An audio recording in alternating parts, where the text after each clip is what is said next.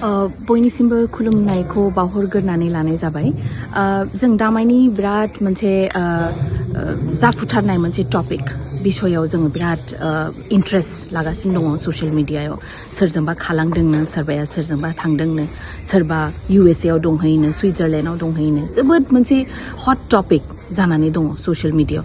नाथाय जों रावबो सानाखै जे बै गथ'साफ्रा आमुकनि आमुक फिफा, तामुकनि फिफा, तामुकनि बिबथै बेबायदि बै गथ'नि नाम लानानै जे बेबायदि ट्रल खालामगासिनो दं बा मजाक खालामगासिनो दं, बेखौ जों दाबो सानाखै जे गथ'फ्रा मा सिचुएशनाव दङ दासान्दि।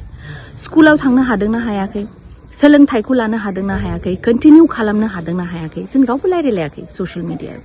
नाथाय जों दा as a parents, as a guardian बा जोंनिनो गथ'सा होननानै, गथ'फोर होननानै साननानै जुदि जों बेफोरखौ एसे रायलायोबा जोबोद मोजां जागोन।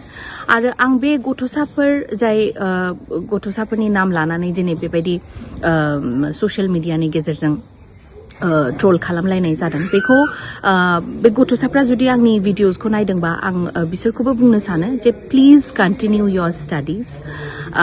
सोरबाया सोरबा बुंदोंबा बेखौ एक्चुअली जेबो फाजानाङा। नोंसोर जुदि फरायनो हायाखैबा प्लिज रिच आउट।